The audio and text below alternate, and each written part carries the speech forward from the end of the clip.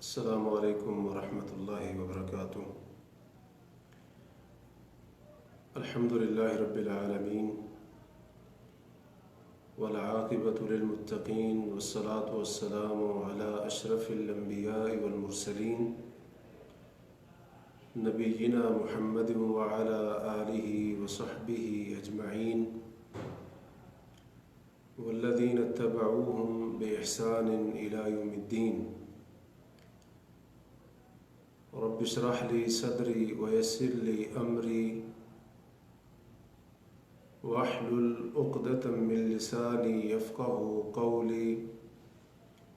واحلل عقدة من لساني يفقهوا قولي سبحانك لا علم لنا إلا ما علمتنا إنك أنت العليم الحكيم۔ اعوذ باللہ من الشیطان الرجیم، بسم اللہ الرحمن الرحیم۔ الا تنصروه فقد نصرہ اللہ اذ اخرجہ الذین کفروا ثانی اثنین اذ ہما فی الغار اذ یقول لصاحبہ لا تحزن ان اللہ معنا۔ محترم و معزز سامعین و ناظرین، اللہ تبارک و تعالی نے جن لوگوں کو نبی کریم صلی اللہ علیہ وسلم کا ساتھی بنایا، انہیں ہم صحابہ کرام کے لقب سے یاد کرتے ہیں۔ ہمارا یہ ایمان اور عقیدہ ہونا چاہیے کہ اللہ تبارک و تعالی نے جن لوگوں کو اپنے نبی صلی اللہ علیہ وسلم کا ساتھی بننے کے لیے چنا اور جن کا انتخاب فرمایا، ان سے بہتر اور افضل لوگ کوئی اور نہیں ہو سکتے ہیں، کیونکہ اگر اصحاب رسول صلی اللہ علیہ وسلم سے بہتر کوئی اور لوگ ہوتے جو نبی صلی اللہ علیہ وسلم کا ساتھی اور صحابی بننے کے لائق ہوتے تو اللہ تعالیٰ ضرور ان کا انتخاب فرماتا۔ نبی کریم علیہ الصلاۃ والسلام کی صحبت کا حاصل ہو جانا، آپ کا ساتھ مل جانا اور آپ کا صحابی اور ساتھی بن جانا، یہ بہت بڑا اعزاز ہے اور یہ بہت بڑا مقام اور مرتبہ ہے۔ اس امت کے اندر اس سے زیادہ بڑی کوئی فضیلت نہیں ہو سکتی کہ ایک شخص رسول اللہ صلی اللہ علیہ وسلم کا صحابی اور آپ کا ساتھی ہو اور اس کا شمار صحابہ کرام میں ہوتا ہو۔ صحابہ کرام کے بعد جو امت کے اندر علماء آئے، صلحاء آئے، بڑے بڑے ائمہ گزرے، ان کے ناموں کے ساتھ بڑے القاب ذکر کیے جاتے ہیں اور اسی طرح سے ان کے مختلف اوصاف ذکر کیے جاتے ہیں، ان کی امامت کے تذکرے ہوتے ہیں، اور اسی طرح سے اگر کسی وہ فن کے اندر وہ ماہر تھے تو اس کی طرف ان کی نسبت ہوتی ہے۔ لیکن جب کسی صحابی کی بات آتی ہے تو اس کے نام کے ساتھ صرف اتنا لکھ دینا کافی ہوتا ہے کہ یہ صحابی ہے۔ اس سے بڑا شرف اور اس سے بڑا لقب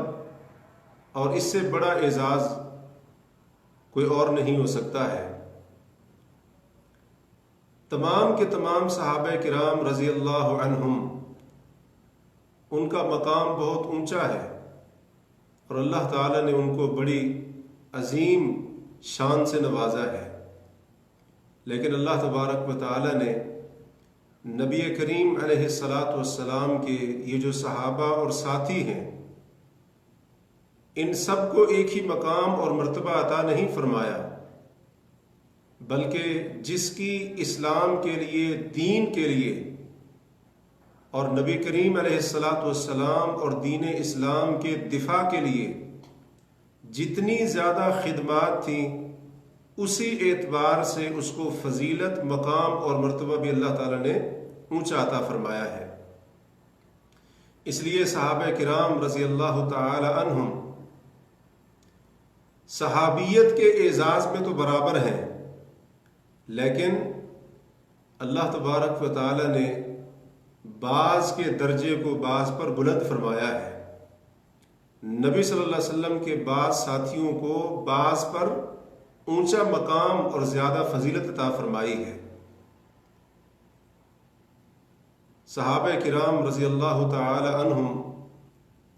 ان میں سے اللہ تبارک و تعالی نے جس صحابی کو اور اپنے پیغمبر کے جس ساتھی کو سب سے اونچا اور افضل مقام عطا کیا ہے، وہ حضرت ابو بکر صدیق رضی اللہ تعالی عنہ ہے۔ تمام صحابہ سے افضل، سارے صحابہ سے ان کا مقام اور مرتبہ اونچا، اعلیٰ اور افضل ہے۔ بلکہ اگر یوں کہا جائے کہ نبیوں کے بعد سب سے افضل انسان اگر کوئی ہے تو وہ ابو بکر صدیق رضی اللہ تعالی عنہ ہے، تو یہ کوئی مبالغے والی بات نہیں ہوگی۔ اللہ تبارک و تعالی نے جس طرح سے اپنے پیغمبر کو تمام نبیوں پر فضیلت عطا فرمائی ہے، اسی طریقے سے اللہ تعالی نے آپ صلی اللہ علیہ وسلم کی امت کو تمام نبیوں کی امت کے اوپر مقام اور مرتبہ عطا کیا ہے۔ اور اسی طریقے سے اللہ تبارک و تعالی نے ہمارے نبی صلی اللہ علیہ وسلم کے ساتھیوں اور آپ کے جو صحابہ ہیں،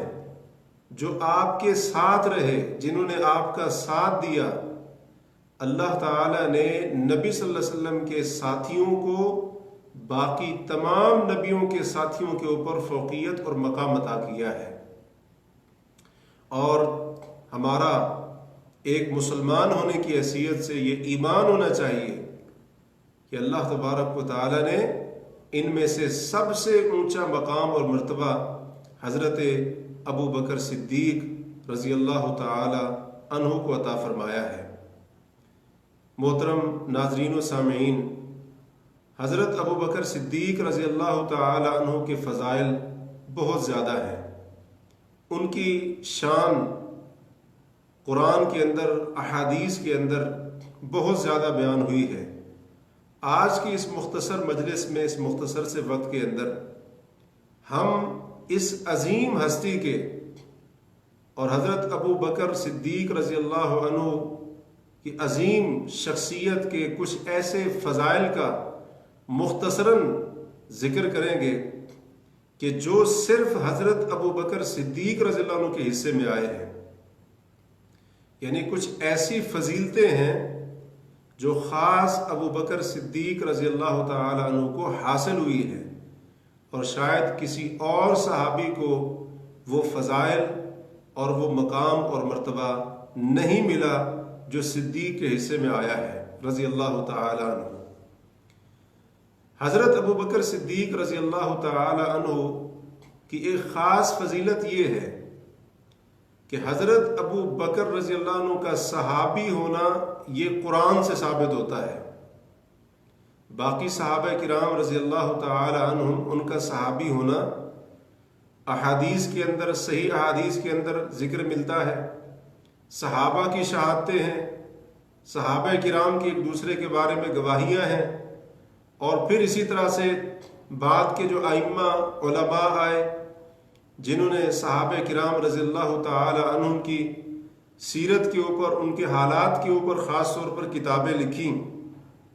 یا محدثین جنہوں نے نبی علیہ الصلوۃ والسلام کی احادیث کو روایت کیا، تو انہوں نے بھی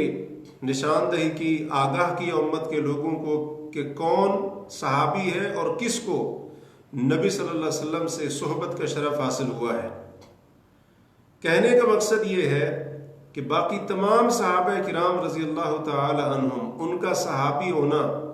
یا تو احادیث سے ثابت ہوتا ہے، یا صحابہ کی شہادت اور گواہی سے،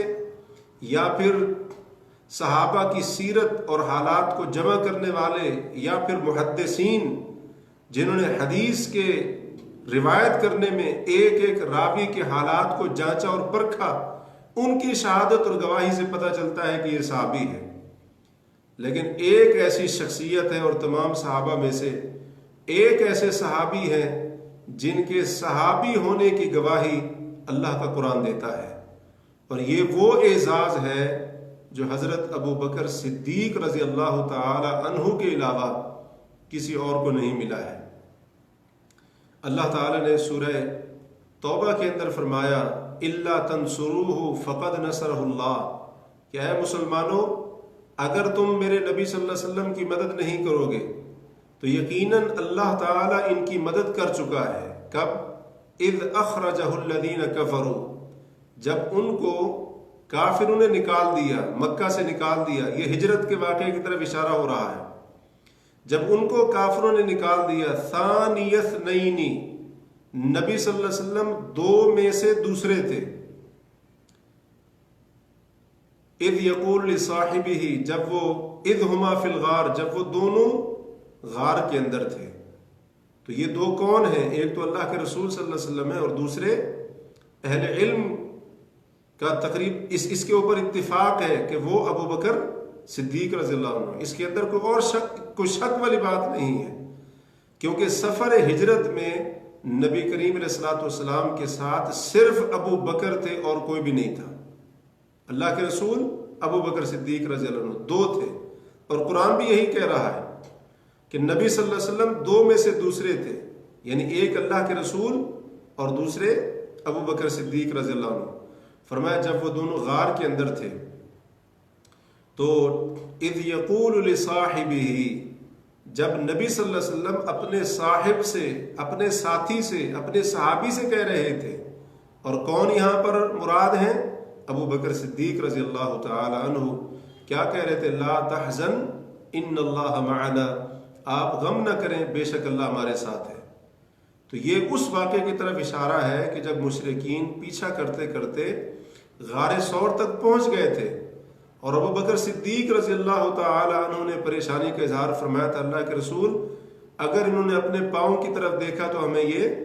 دیکھ لیں گے۔ تو اس وقت نبی صلی اللہ علیہ وسلم نے جن الفاظ کے ساتھ اپنے ساتھی کو اور اپنے صحابی کو، یار غار صدیق اکبر کو تسلی دلائی تھی، اللہ تعالیٰ نے وہ الفاظ قرآن کے اندر نقل کیے ہیں۔ تو یہ آیت اس بات کی شہادت اور دلیل ہے کہ ابو بکر صدیق رضی اللہ تعالی عنہ کا صحابی ہونا، قرآن اس کے اوپر گواہ ہے۔ قرآن کی شہادت ہے کہ دوسرے وہ کون تھے اللہ کے رسول کے ساتھ جن کو صحابی صاحب کہا جا رہا ہے، وہ ابو بکر صدیق رضی اللہ تعالی عنہ ہے۔ اور یہ فضیلت اور یہ شان صدیق اکبر کے علاوہ کسی اور کو حاصل نہیں ہوئی ہے۔ اسی طرح سے حضرت ابو بکر صدیق رضی اللہ تعالی عنہ، ان کو ایک فضیلت یہ بھی حاصل ہے کہ وہ اسلام میں سبقت کرنے والے ہیں، اسلام قبول کرنے میں سبقت کرنے والے ہیں۔ سب سے پہلے جس شخصیت نے نبی کریم علیہ الصلوۃ والسلام کی تصدیق کی اور آپ پر ایمان لائے، وہ حضرت ابو بکر صدیق رضی اللہ تعالی عنہ ہیں۔ اور بعض علماء اس کی تھوڑی تفصیل بیان کرتے ہیں کہ خواتین میں سے حضرت خدیجہ رضی اللہ عنہ، اور اسی طرح سے بچوں میں سے حضرت علی، اور مردوں میں سے حضرت ابو بکر صدیق رضی اللہ تعالی عنہ ایمان لائے۔ تو یہ ان کی فضیلت ہے اور یہ ان کا اعزاز ہے کہ اس امت کے مردوں میں سے، یعنی جو بلوغت کو پہنچ چکے تھے، جو بالغ تھے، بڑی عمر کے تھے، ان میں سے سب سے پہلے، یا بعض اہل علم کے نزدیک مطلقاً سب سے پہلے ایمان لانے والے حضرت ابو بکر صدیق رضی اللہ تعالی عنہ تھے۔ اور یہ جو قرآن کے اندر ذکر ہوا والسابقون الاولون من المہاجرین والانصار، سورہ توبہ میں اللہ نے فرمایا کہ مہاجرین اور انصار میں سے جو پہلے سبقت کرنے والے ہیں اور جو احسان کے ساتھ اخلاص کے ساتھ ان کی پیروی کرنے والے ہیں، اللہ نے فرمایا اللہ ان سب سے راضی ہو گیا اور وہ اللہ سے راضی ہو گئے۔ اللہ نے ان سب کے لیے جنتوں کو، باغات کو تیار کر رکھا ہے جن کے نیچے سے نہریں بہتی ہوں گی، اور یہی سب سے بڑی اور عظیم کامیابی ہے۔ تو یہ جو سبقت کرنے کا، سابقین اولین کا ذکر ہو رہا ہے، تو مہاجرین میں سے جو سب سے پہلے سبقت کرنے والے ہیں ایمان کی طرف، اسلام کی طرف، ان میں سر فہرست حضرت ابو بکر صدیق رضی اللہ تعالیٰ عنہ آتے ہیں۔ امام قرطبی رحمہ اللہ اپنی تفسیر کے اندر فرماتے ہیں کہ اس بات میں کوئی شک نہیں ہے، بلکہ اہل علم کے اس بات کے اوپر اتفاق ہے کہ اسلام کی طرف سبقت کرنے والوں میں سب سے پہلے ابو بکر صدیق رضی اللہ تعالی عنہ ہیں۔ تو یہ بھی حضرت ابو بکر صدیق رضی اللہ تعالی عنہ کی شان ہے اور ان کی ایسی فضیلت ہے جو شاید کسی اور صحابی کو حاصل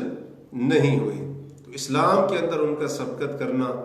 اور اسی طرح سے دین کو قبول کرنے میں ان کا پہل کرنا، یہ ان کا اعزاز ہے اور ان کی امتیازی خصوصیت اور امتیازی شان اور صفت ہے۔ اسی طریقے سے حضرت ابو بکر صدیق رضی اللہ تعالی عنہ کی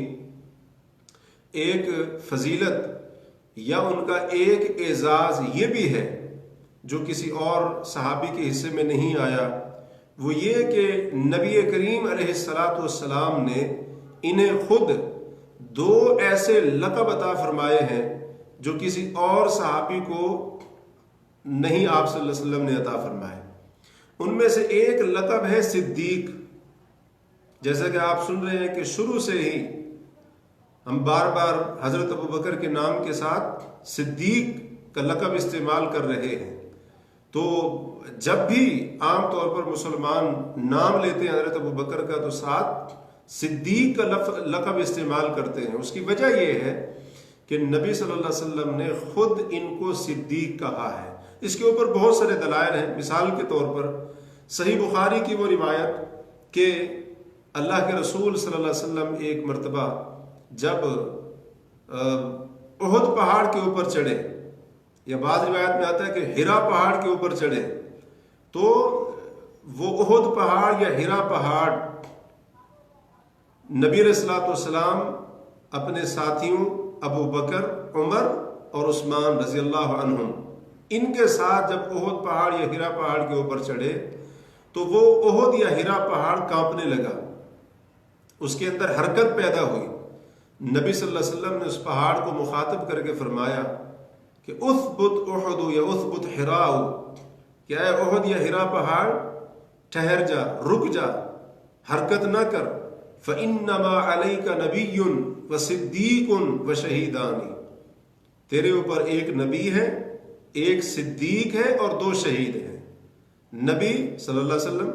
صدیق ابو بکر رضی اللہ عنہ آپ کے ساتھ تھے اس وقت، اور دو شہید، ایک عمر اور دوسرے عثمان رضی اللہ عنہما۔ تو نبی صلی اللہ علیہ وسلم نے اس حدیث کے اندر خود حضرت ابو بکر رضی اللہ عنہ کو صدیق کا لقب دیا ہے اور اس لقب سے ان کو یاد کیا ہے۔ اسی طریقے سے نبی صلی اللہ علیہ وسلم کے بارے میں آتا ہے کہ آپ کئی موقعوں پر حضرت عائشہ رضی اللہ عنہا جو مومنوں کی ماں ہیں، آپ کی زوجہ محترمہ ہیں، ان کو بنت الصدیق کہا کرتے تھے کہ صدیق کی بیٹی۔ تو یہ بھی اس بات کی دلیل ہے کہ نبی صلی اللہ علیہ وسلم ان کو صدیق کے لقب سے یاد کیا کرتے تھے۔ یہ جو حضرت ابو بکر صدیق رضی اللہ عنہ کا صدیق کا لقب ہے، اس کی وجہ کیا بنی؟ ایک وجہ تو علماء نے یہ ذکر کی کہ حضرت ابو بکر رضی اللہ عنہ نے نبی صلی اللہ علیہ وسلم کی سب سے پہلے تصدیق فرمائی، اس لیے ان کو صدیق کہا گیا۔ ایک حدیث جو کہ صحیح بخاری میں ہے کہ اس میں یہ بات موجود ہے کہ حضرت ابو بکر اور حضرت عمر رضی اللہ عنہ ان دونوں کے درمیان آپس میں کچھ تھوڑا سا اختلاف ہو گیا، تو اس موقع پر نبی علیہ الصلوۃ والسلام نے حضرت ابو بکر کی شان بیان کرتے ہوئے فرمایا تھا کہ لوگوں، جب میں نے کہا تھا کہ میں تم سب کی طرف اللہ کا رسول ہوں تو تم سب نے کہا تھا اے محمد صلی اللہ علیہ وسلم آپ جھوٹ بولتے ہیں. وقال ابو بکر صدق، اور ابو بکر ہی تھے جنہوں نے کہا کہ آپ سچ بولتے ہیں. تو یہ نبی علیہ الصلوۃ والسلام نے ان کی تصدیق کا ذکر کیا کہ جب سب لوگ جھٹلا رہے تھے اس وقت حضرت ابو بکر نے نبی صلی اللہ علیہ وسلم کو سچا کہا. حضرت ابو بکر کا لقب صدیق کس لیے پڑا، اس کی دوسری وجہ اہل علم نے یہ بیان فرمائی کہ انہوں نے نبی کریم علیہ الصلوۃ والسلام کے جب معراج کے بارے میں سنا تو آپ صلی اللہ علیہ وسلم کی تصدیق فوراً کر دی. جیسا کہ مستدرک حاکم وغیرہ میں حضرت عائشہ رضی اللہ عنہ کی حدیث موجود ہے تفصیل کے ساتھ، جس کا خلاصہ یہ ہے کہ جب مشرکین نے آ کر حضرت ابو بکر کو بتایا رضی اللہ عنہ کہ آپ کا ساتھی محمد صلی اللہ علیہ وسلم یہ کہہ رہا ہے کہ میں راتوں رات شام گیا اور پھر صبح ہوتے ہی میں مکہ میں واپس آ گیا، تو کیا آپ اس بات پر ان کی تصدیق کرتے ہیں؟ فرمایا کہ اگر انہوں نے کہا ہے تو پھر سچ ہی کہا ہے. تو حضرت عائشہ فرماتی ہیں فَمِن ذَلِكَ سُمِّيَ صِدِّيقًا، وہیں سے حضرت ابو بکر کو صدیق کہا جانے لگا کہ حضرت ابو بکر رضی اللہ عنہ نے جب نبی صلی اللہ علیہ وسلم کے یہ جو معراج کا واقعہ پیش آیا تھا جب اس کو سنا تو بغیر کسی تردد کے، بغیر سوچ بچار کے نبی صلی اللہ علیہ وسلم کی تصدیق کر دی کہ آپ نے سچ کہا ہے، آپ نے غلط نہیں کہا ہے، بالکل آپ صلی اللہ علیہ وسلم نے سچ کہا ہے. تو کہتی ہیں اسی سے حضرت ابو بکر رضی اللہ عنہ کو صدیق کہا جانے لگا. تو یہ حضرت ابو بکر رضی اللہ تعالیٰ عنہ کا اعزاز ہے اور ان کی امتیازی خصوصیت اور ان کی امتیازی شان ہے. اسی طرح سے ایک اور لقب حضرت ابو بکر رضی اللہ عنہ کا ہے جو اور کسی صحابی کو ہمارے علم میں نہیں ہے کہ اللہ کے رسول صلی اللہ علیہ وسلم نے خود وہ لقب دیا ہو. سنن ترمذی وغیرہ کے اندر یہ حدیث ہے، نبی علیہ الصلوۃ والسلام نے حضرت ابو بکر رضی اللہ عنہ کو مخاطب کر کے فرمایا انت عتیق اللہ من النار، کیا ابو بکر تو اللہ تعالی کی طرف سے جہنم کی آگ سے آزاد کر دیا گیا ہے. تو اس لیے ان کو عتیق بھی کہا جاتا تھا. اللہ کے رسول نے ان کو عتیق اللہ کہا کہ اللہ ابو بکر اللہ نے آپ کی گردن کو جہنم کی آگ سے آزاد کر دیا ہے. تو یہاں پر غور کریں ان لوگوں کی بدبختی کے اوپر کہ نبی صلی اللہ علیہ وسلم تو ان کے بارے میں یہ کہہ رہے ہوں کہ انت عتیق اللہ من النار، اللہ نے تجھے جہنم کی آگ سے آزاد کر دیا، لیکن بعض ایسے بدبخت لوگ بھی ہیں جو اس کے باوجود حضرت ابو بکر صدیق رضی اللہ عنہ کی شان کے اندر گستاخی کرتے ہیں اور اسی طرح سے ان کے بارے میں بےہودہ باتیں کرتے ہیں اور ان کے بارے میں طرح طرح کی باتیں کرتے ہیں. تو عرض کرنے کا مقصد یہ ہے کہ صدیق اور عتیق کے لقب یہ اعزاز ابو بکر صدیق کو ملا ہے. یہ دونوں لقب خود رسول اللہ صلی اللہ علیہ وسلم نے حضرت ابو بکر رضی اللہ تعالیٰ عنہ کو دیے ہیں. اسی طریقے سے حضرت ابو بکر صدیق رضی اللہ تعالیٰ عنہ کی ایک امتیازی شان یا ایک خصوصیت یہ بھی ہے کہ حضرت ابو بکر رضی اللہ تعالیٰ عنہ سفر ہجرت میں نبی کریم علیہ الصلوۃ والسلام کے ساتھی تھے. بہت ساری روایات ہیں، سیرت کی کتابوں کے اندر باتیں موجود ہیں، تفصیل کا وقت نہیں ہے. خلاصہ یہ کہ اللہ کے رسول صلی اللہ علیہ وسلم نے خود ابو بکر صدیق کا انتخاب کیا تھا کہ وہ سفر ہجرت میں آپ کے ساتھی بنے. جیسا کہ صحیح بخاری کے ایک روایت سے پتہ چلتا ہے، سیرت کی کتابوں سے پتہ چلتا ہے، ہجرت کے واقعات کے اندر آپ پڑھ سکتے ہیں پوری تفصیل کہ حضرت ابو بکر صدیق رضی اللہ تعالیٰ عنہ جب ہجرت کا حکم ہوا تو تیاری کر رہے تھے ہجرت کے لیے. اللہ کے رسول صلی اللہ علیہ وسلم آئے اور آپ کو آ کر بتایا ابو بکر صدیق کو کہ ابو بکر آپ ابھی رک جائیں، میں اور آپ دونوں ایک ساتھ اکٹھے مل کر ہجرت کریں گے. تو یہ حضرت ابو بکر صدیق کی شان ہے، ان کا مقام ہے کہ سفر ہجرت کے اندر نبی صلی اللہ علیہ وسلم نے اپنے جس ساتھی کا انتخاب فرمایا وہ حضرت ابو بکر رضی اللہ تعالیٰ عنہ تھے. اور یہ اعزاز کسی اور صحابی کے حصے میں نہیں آیا ہے، کسی اور صحابی کے حصے میں نہیں آیا. بہت سارے صحابہ نے ہجرت کی مکہ سے، لیکن نبی صلی اللہ علیہ وسلم کا ہجرت میں ساتھی بننے کا اعزاز صرف ابو بکر کے حصے میں آیا ہے، تو یہ ان کی ایک امتیازی شان اور خصوصیت ہوئی۔ اسی طرح سے حضرت ابو بکر رضی اللہ تعالی عنہ، ان کی ایک خصوصیت اور امتیازی شان یہ بھی ہے کہ ان کی 4 پشتے مسلمان صحابی ہیں، صرف مسلمان نہیں، صحابی ہیں۔ وہ کس طرح سے؟ خود صحابی ہیں، ان کی بیوی اہلیہ بھی صحابی تھی رضی اللہ عنہما، ان کے والدین بھی صحابی تھے۔ حضرت ابو بکر صدیق کے والد ابو قحافہ، ان کی والدہ وہ بھی صحابیہ تھیں 2، اور ان کی اپنی اولاد حضرت عائشہ، حضرت عبد الرحمن، یہ صحابی ہیں، شرف صحابیت ان کو حاصل ہے۔ اور آگے ان کی اولاد کی اولاد حضرت اسماء، ان کی بیٹی، وہ بھی صحابیہ ہیں، اور آگے ان کی اولاد کی جو اولاد ہے وہ بھی صحابی ہونے کے شرف اس کو حاصل ہے۔ حضرت اسماء کے بیٹے عبداللہ بن زبیر رضی اللہ تعالیٰ عنہ صحابی ہیں رضی اللہ تعالیٰ عنہ، اور یہ اعزاز کسی اور صحابی کو نہیں ملا ہے۔ کوئی ایسا صحابی نہیں ملے گا آپ کو کہ جس کے والدین بھی صحابی ہوں، وہ خود بھی صحابی ہوں، اور ان کی بیوی بھی صحابیہ ہوں، ان کی اولاد اور آگے ان کی اولاد کی اولاد صحابی ہوں۔ تو یہ اعزاز حضرت ابو بکر صدیق رضی اللہ تعالی عنہ کے حصے میں آیا ہے۔ اسی طریقے سے حضرت ابو بکر رضی اللہ تعالی عنہ کو ایک اور اعزاز جو ملا، بہت بڑی فضیلت ملی اور ایک امتیازی شان اور خصوصیت جو حاصل ہوئی کہ جب نبی کریم علیہ السلام اپنے مرض الموت میں تھے، یعنی اس بیماری کی ایام میں تھے جس کے بعد آپ صلی اللہ علیہ وسلم دنیا سے چلے گئے، تو اللہ کے رسول صلی اللہ علیہ وسلم نے مصلی امامت کے لیے جس اپنے صحابی کا انتخاب فرمایا وہ ابو بکر صدیق رضی اللہ عنہ، بلکہ حضرت عائشہ رضی اللہ تعالی عنہ نے نبی صلی اللہ علیہ وسلم کو یہ کہا کہ اللہ کے رسول ابو بکر صدیق رضی اللہ تعالی عنہ، یہ ان کو رونا بہت جلدی آ جاتا ہے نماز کے اندر، تو آپ عمر کو کہیں، کسی اور کو کہیں وہ آپ کی جگہ پر نماز پڑھائیں۔ اللہ کے رسول صلی اللہ علیہ وسلم نے اس کے باوجود بار بار ابو بکر کا نام لیا، بلکہ ایک حدیث میں آتا ہے کہ حضرت ابو بکر نے خود حضرت عمر کو کہا کہ آپ مصلی پر کھڑے ہو، حضرت عمر نے انکار کر دیا۔ کیوں؟ نبی کریم علیہ السلام نے ابو بکر کا نام لے کر کہا تھا، مرو ابا بکر فلیصلی بالناس، ابو بکر کو حکم دو کہ وہ لوگوں کو نماز پڑھائیں۔ اور یہ صرف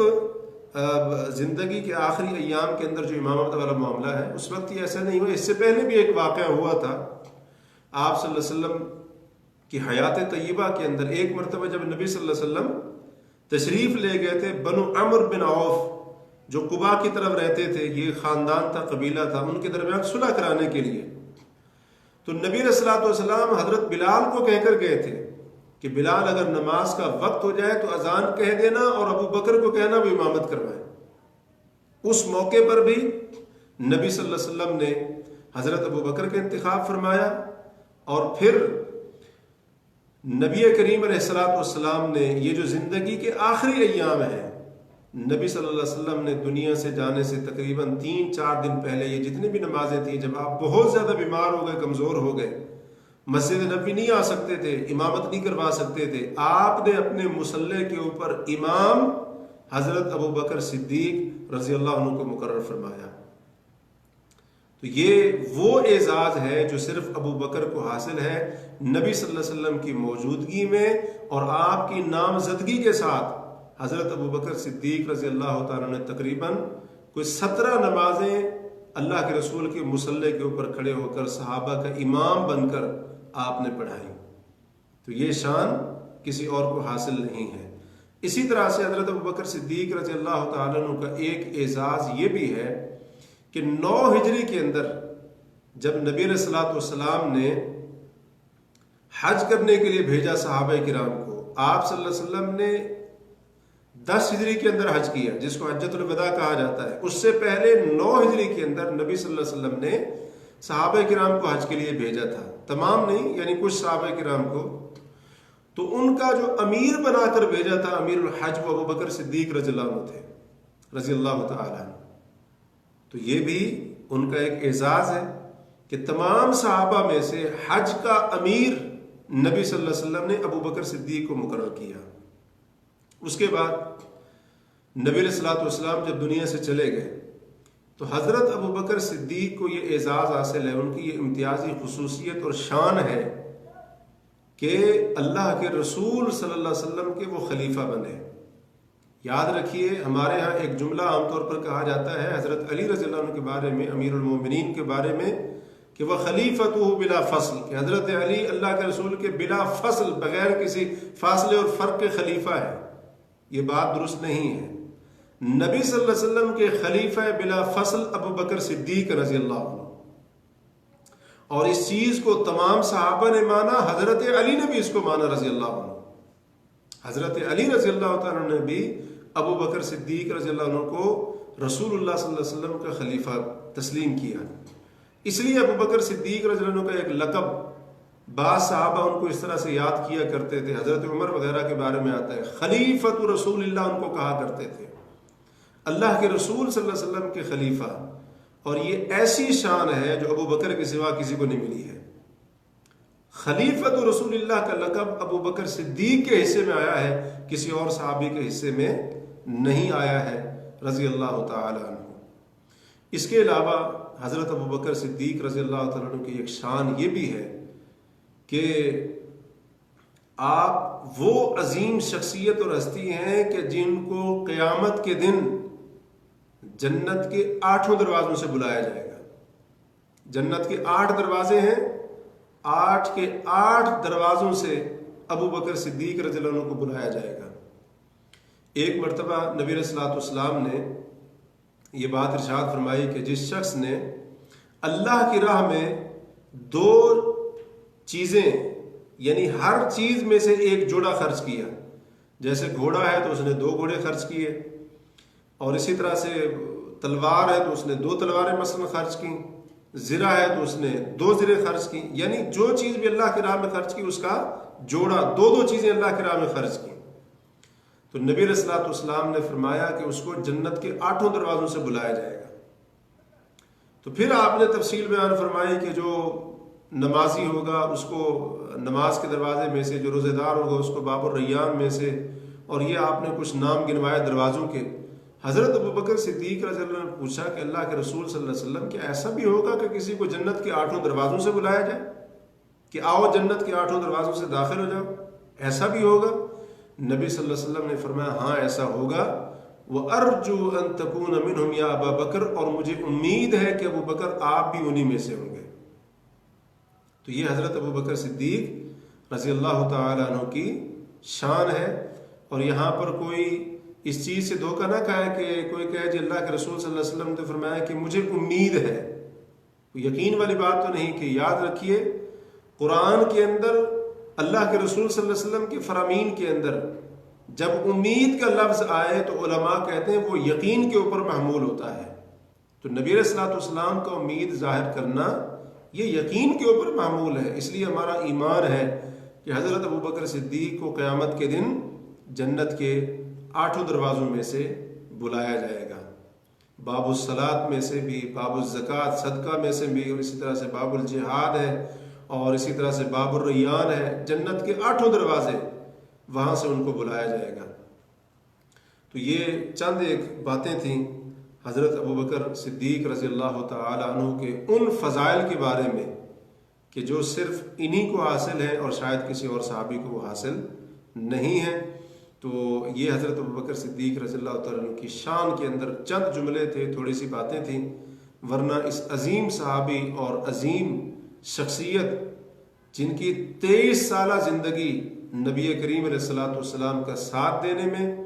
اور اسی طرح سے آپ کا دفاع کرنے میں، آپ کی مدد کرنے میں، نصرت کرنے میں، اور یہ پورے 23 سال حضرت ابو بکر صدیق رضی اللہ عنہ کے اللہ کے رسول کے ساتھ گزرے، آپ کا ساتھ نہیں چھوڑا، مکہ میں بھی مدینہ میں بھی۔ تو یہ وہ عظیم شخصیت ہیں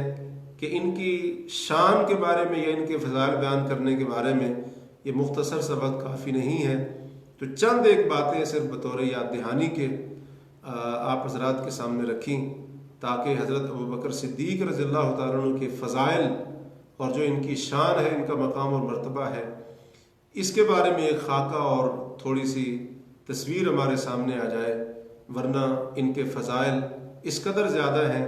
کہ ان کو بیان کرنے کے لیے اس طرح کی کئی مجالس درکار ہیں. اللہ تبارک و تعالیٰ سے دعا ہے کہ اللہ تعالیٰ تمام صحابہ کرام سے راضی ہو جائے. اللہ تعالیٰ ہمیں نبی صلی اللہ علیہ وسلم کے تمام اصحاب کے ساتھ محبت کرنے کی توفیق عطا فرمائے، اور اللہ تعالیٰ ہمیں صحابہ کرام کے نقش قدم پر چلتے ہوئے اپنی اور اپنے رسول صلی اللہ علیہ وسلم کی اطاعت اور پیروی کرنے کی توفیق عطا فرمائے. اقول قولی ھذا واستغفر اللہ لی ولکم سبحانک اللہم وبحمدک اشہد ان لا الہ الا انت استغفرک واتوب الیک.